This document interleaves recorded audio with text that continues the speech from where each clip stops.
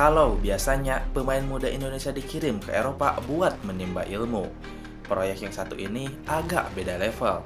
Bukan cuma kirim pemain buat trial 2 minggu, foto-foto, lalu pulang bawa pengalaman dan oleh-oleh magnet kulkas.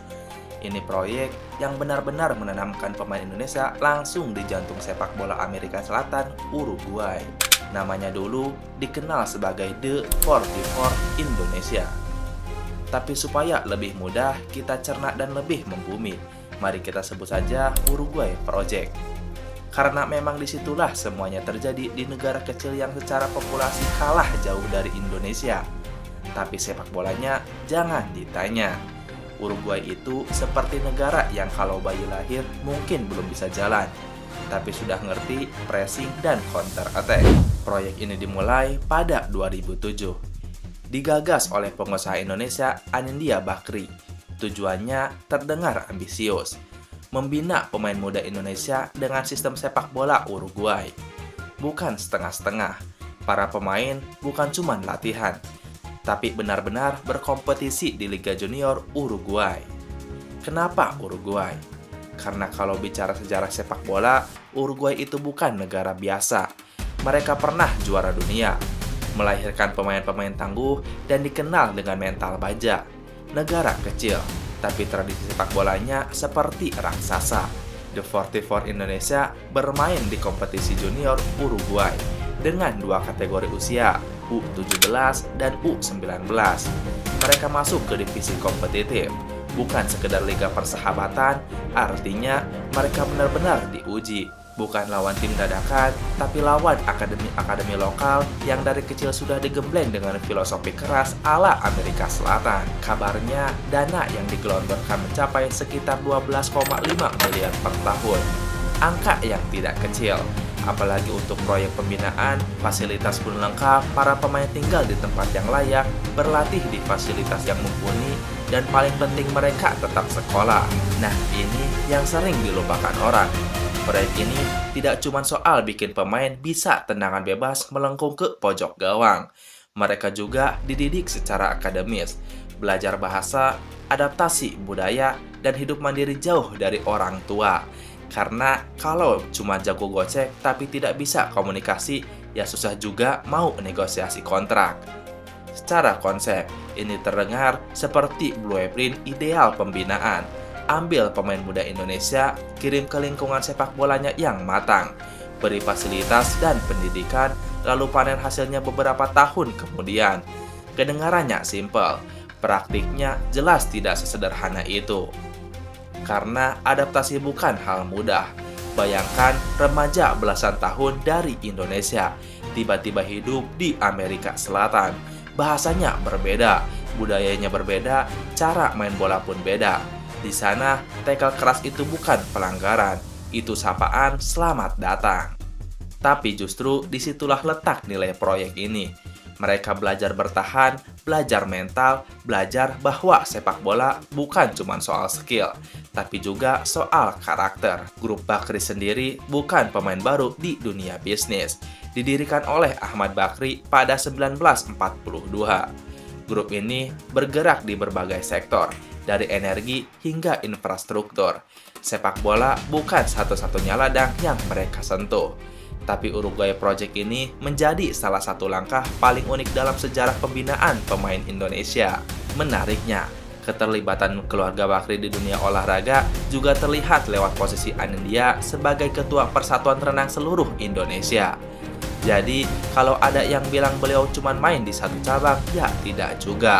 Dari kolam renang sampai lapangan hijau, semuanya sudah disentuh. Tidak hanya Uruguay, grup ini juga punya keterlibatan dari klub luar negeri.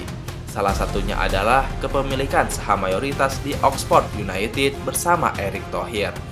Klub yang punya sejarah panjang di Inggris itu menjadi bagian dari ekspansi sepak bola Indonesia.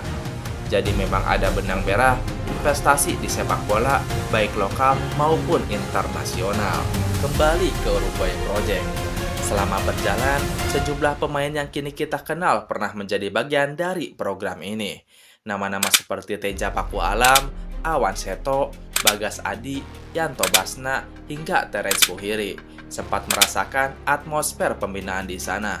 Apakah semuanya langsung jadi superstar? Tidak juga, tapi pengalaman itu jelas membentuk mereka. Karena yang sering kita lupa, pembinaan itu bukan mesin instan. Ini bukan mie 2 menit yang begitu air panas dituangkan langsung matang. Ini proses panjang, dan tidak semua bibit akan tumbuh jadi pohon besar. Tapi tanpa menanam, jelas tidak akan ada yang tumbuh. Sayangnya, proyek ini harus berhenti pada 2013 karena kontrak kerjasama dengan Asosiasi Sepak Bola Uruguay telah berakhir. Dan seperti banyak proyek ambisius lainnya, ketika dukungan struktural berhenti, program pun ikut selesai.